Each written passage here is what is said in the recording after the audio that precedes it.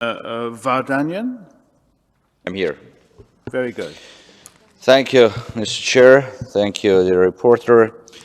The report we are discussing is very topical. Topical because despite the fact that transnational repression is a famous phenomenon from political perspective, but from legal perspective, from the perspective of 21st century legal thinking, it should be still described, and we need really the explanation of what we are speaking about.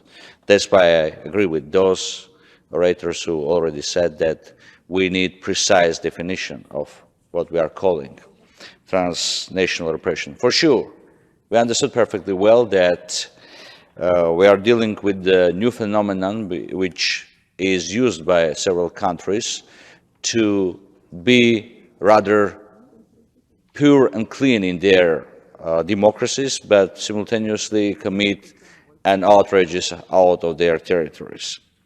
But I do believe that the countries who are members of the Parliamentary Assembly of the Council of Europe and the Council of Europe as such should be as democratic at home as they are democratic abroad, because it's impossible to be democracy in one issues and not democratic in other issues.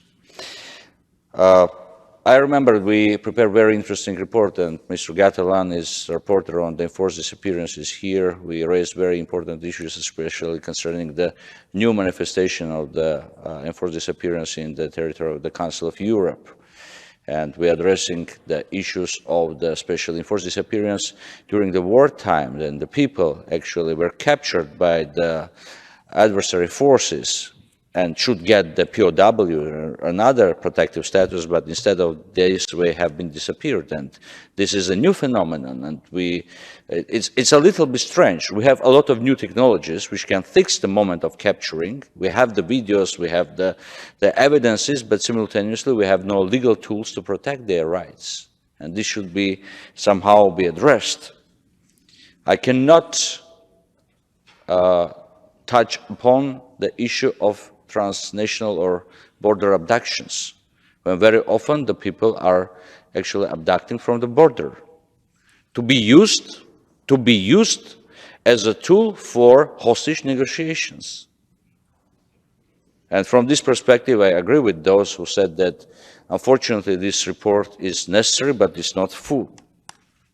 And several cases, as Julian Assange cases concerning Great Britain and United Kingdom, as well as Lapshin case, who was abducted in Belarus and afterwards extradited, in brackets, to Azerbaijan and afterwards extradited to Israel, was one of the examples of such kind of activities. But these kind of cases are not covered, unfortunately. For sure, I would like to emphasize once again that the report is topical, but there are something to do. First of all, we should understand what are the definitions, and only after the definition we should go ahead with such kind of discussions. Thank you so much. Thank you. Mr. Jafarov.